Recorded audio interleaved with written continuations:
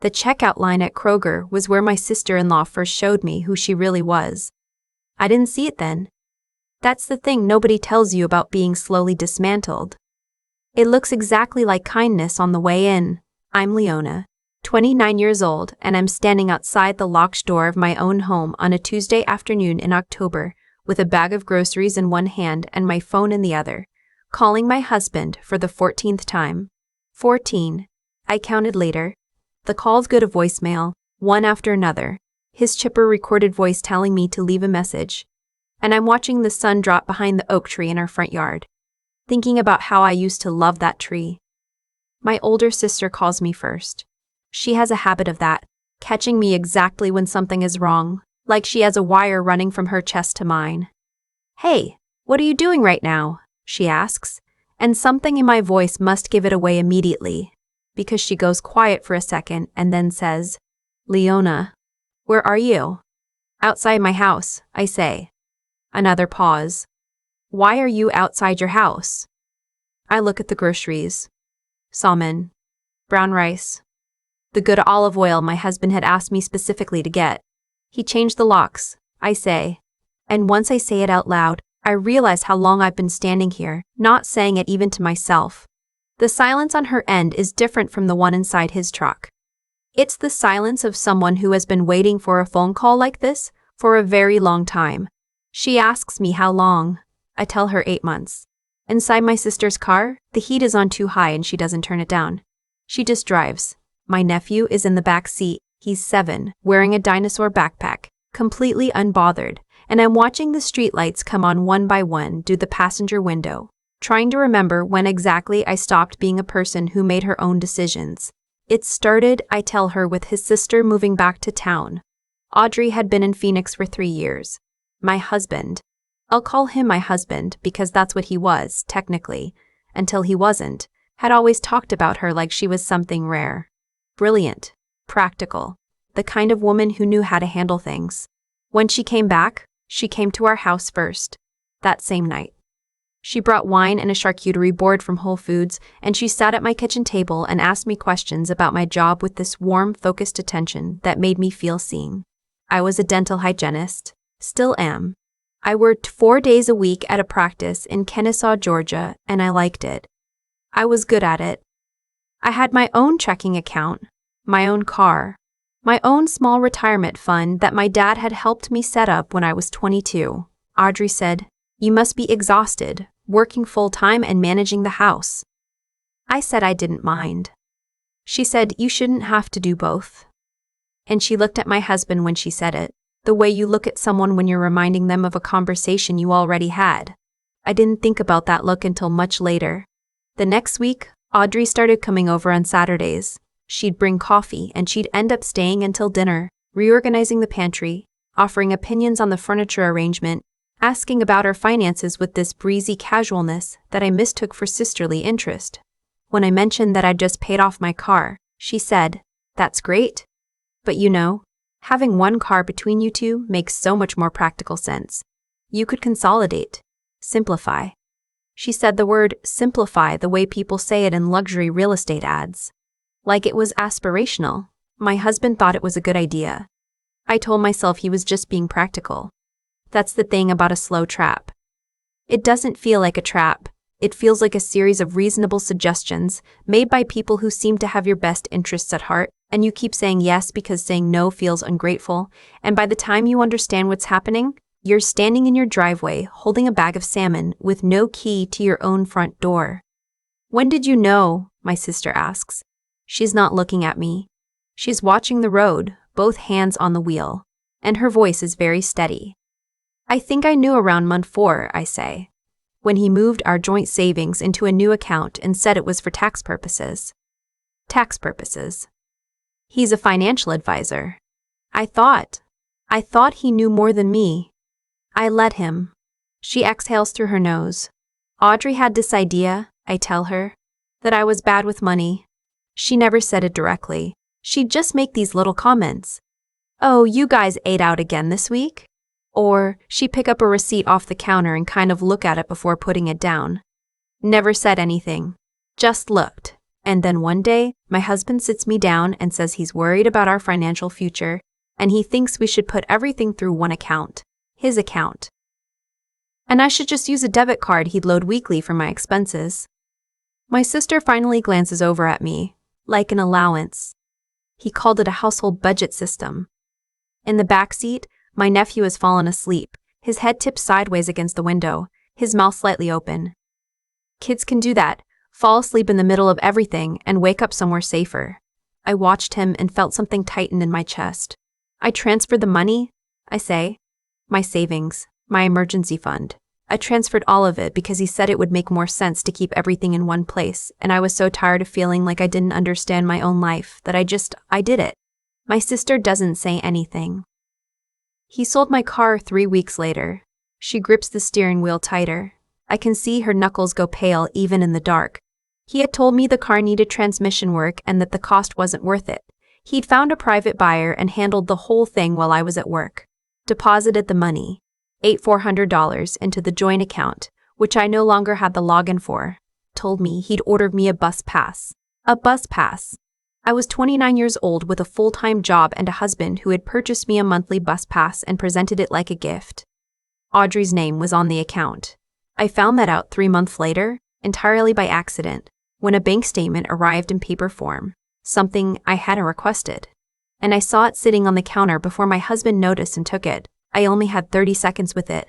But 30 seconds is enough when your brain is in survival mode. I saw her name. I saw the balance. I saw a transfer dated 2 weeks prior to a brokerage account I didn't recognize. I didn't confront him. I want to be clear about that, and I want to explain why, because this is the part people always question. I didn't confront him because I had nothing. And I had learned. The way you learn things in a place that slowly teaches you, that if I showed my hand before I had proof, he would explain it away, Audrey would back him up, and I would spend the next 3 weeks being gently, lovingly, systematically told that I was paranoid, anxious, overwhelmed. He had used those words before. Once, when I asked about the savings account, he said, "Babe, I'm worried about you. Stress affects memory and judgment. Maybe you should talk to someone." He said it kindly.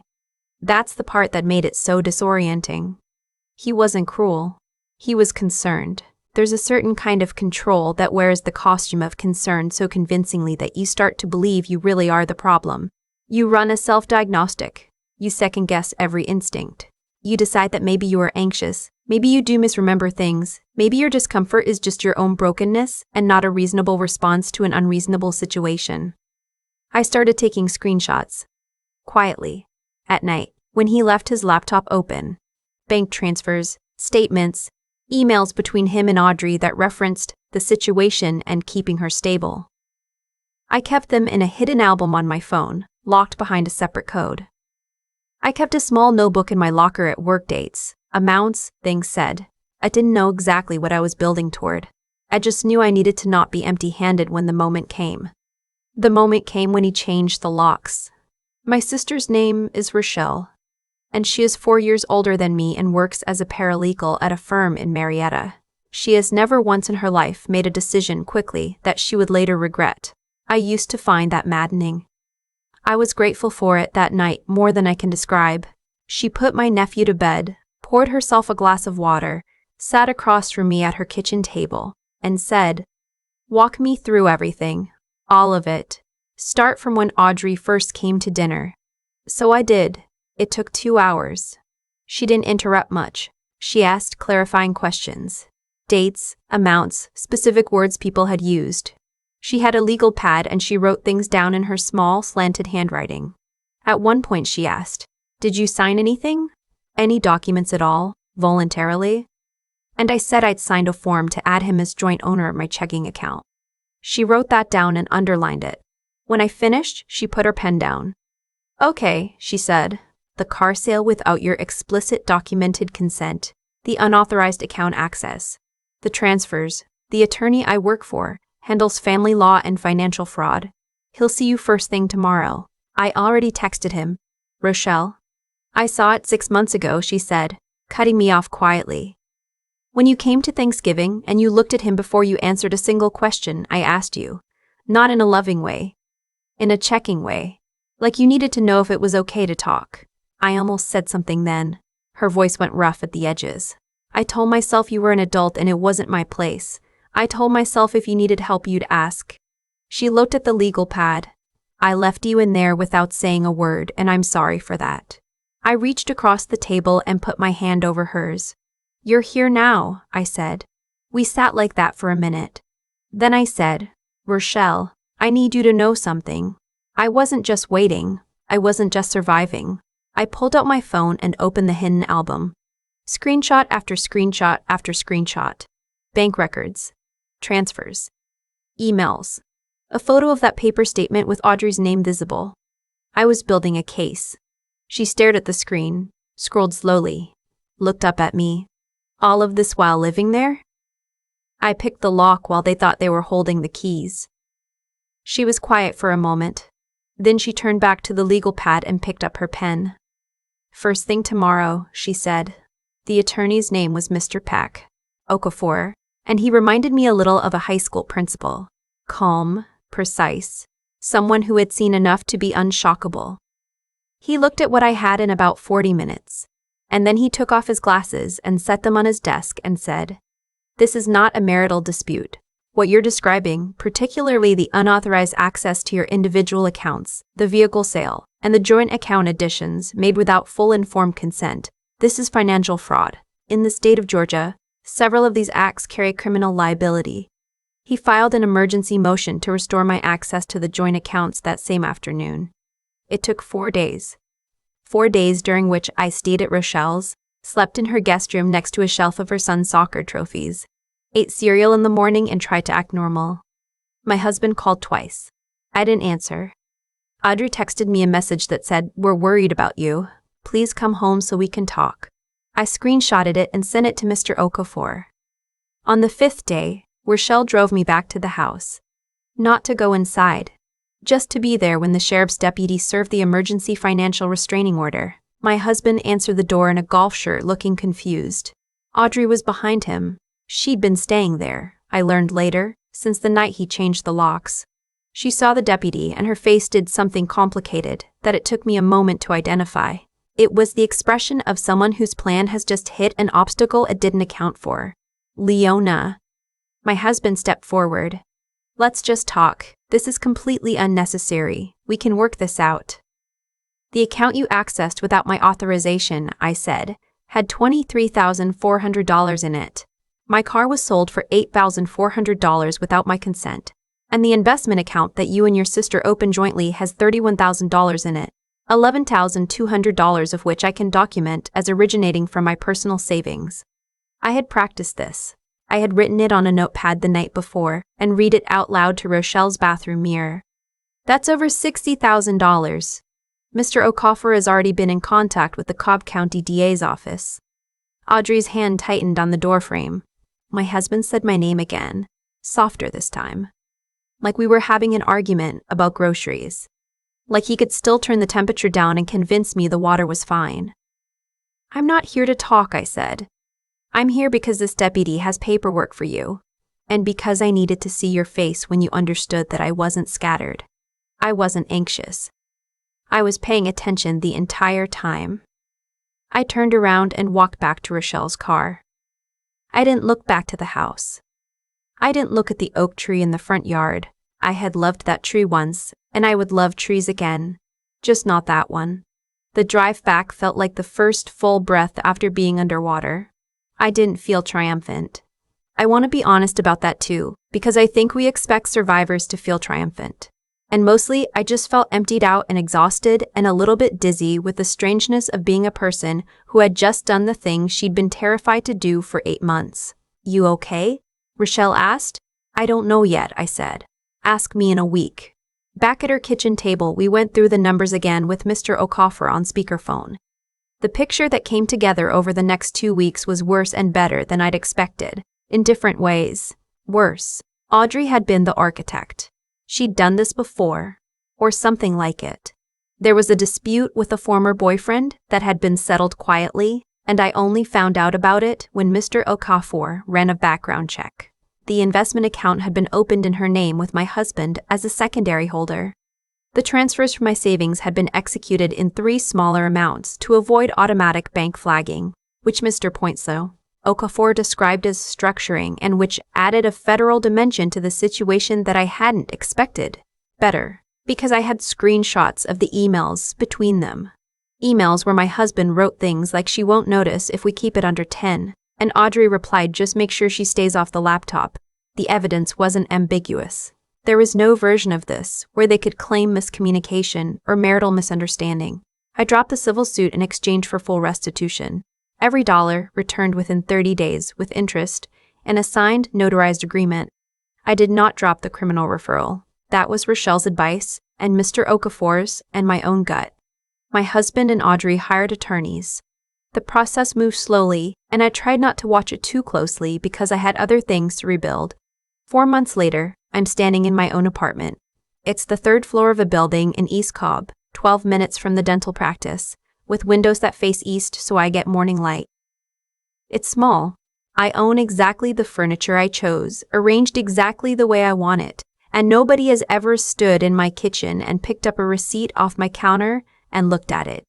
My car is a used 2021 Honda CR-V in gray. I picked it out myself.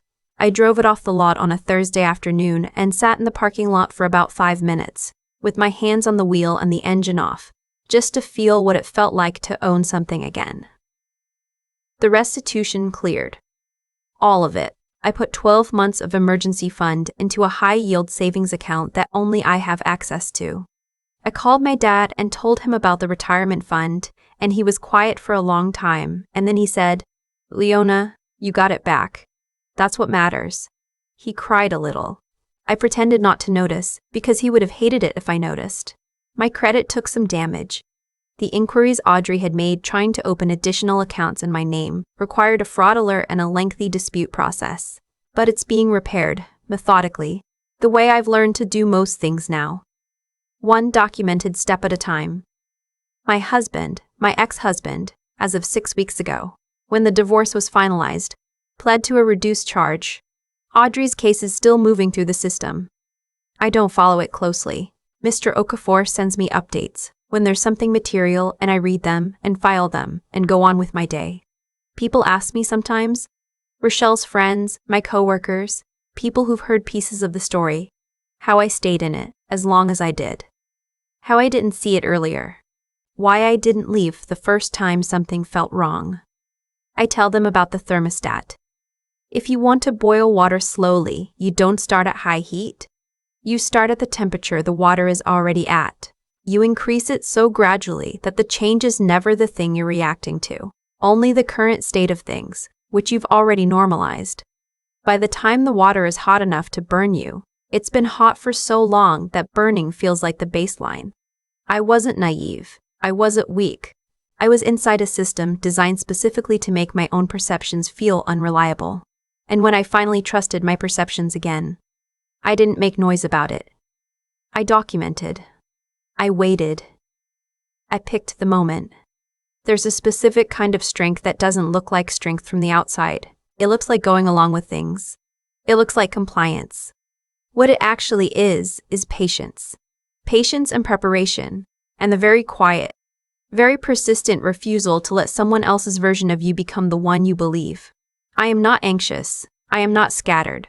I am not bad with money. I am 30 years old, and I wake up in the morning light in an apartment I chose, and I make coffee in a kitchen where nobody checks the receipts, and I drive my gray Honda to a job I've always been good at, and the air outside my windows is just air. It tastes finally like mine. Drop a comment and let me know where you're listening from, and if any part of this story hit close to home, I'd really like to know. You don't have to share everything. Just knowing you're out there is enough. I think about cause and effect a lot now. Not in some abstract philosophical way. In the very practical, grounded way of a person who spent 8 months watching a slow disaster unfold and finally understanding that every single thing that happened had a reason, and the reason was always a choice someone made. My ex-husband chose to believe that control was the same thing as love. His sister Audrey chose to help him, probably because it served her too, and probably because it served her too, and probably because she had done versions of this before and gotten away with it. Those choices created consequences. For me, yes. But ultimately, and completely, for them. The moment you build something on deception, you have already decided how it ends. You've written the last chapter before you finish the first one. You just don't know you're reading a story with that kind of ending. What I want to say about myself and about Rochelle is that we also made choices. I chose, every day for 8 months, to keep paying attention even when I was being told my attention was the problem. I chose to document instead of confront. I chose to trust the part of me that knew something was wrong even when every voice in that house was telling me that part was broken. That was not a passive choice. It cost something every single day. Rochelle chose to show up. She chose, on a Tuesday night with her 7-year-old asleep down the hall, to sit at her kitchen table with a legal pad and take me seriously. That choice changed everything, not because she rescued me. I want to be precise about this. But because her willingness to take my experience as true gave me the solid ground I needed to stand on, while I figured out the rest. There's something I've come to understand about intelligence that I didn't used to know. Being smart doesn't mean never being fooled. It means being honest with yourself about what's happening, even when honesty is the hardest possible thing to hold on to. The most intelligent thing I did in those 8 months wasn't collecting the evidence, though that mattered enormously. It was refusing to let their version of me replace my own. It was choosing, quietly and persistently, to keep being a witness to my own life even when I had no audience, and no guarantee that it would ever matter. And about resilience. I used to think resilience meant bouncing back quickly, shaking something off, getting over it. What I know now is that resilience is much slower and much less dramatic than that. It's waking up in an apartment you chose and making coffee in a kitchen where nobody touches your receipts. It's driving a car you picked out yourself to a job you've always been good at. It's the slow, undramatic work of becoming a person who trusts herself again, one ordinary morning at a time. What happened to my ex-husband and Audrey was not luck, good or bad, for any of us. It was the natural result of what everyone chose. They chose to take. I chose to document. The law is not poetic. It's not designed to be. But when it works, it is simply the formalized consequence of actions already taken. They had written their own ending before I ever walked out that door. I am not grateful for what happened to me, but I am, genuinely, grateful for who I found out I was while it was happening. That's the part they didn't account for. They thought they were managing someone fragile. They were actually sharpening someone they should have left alone.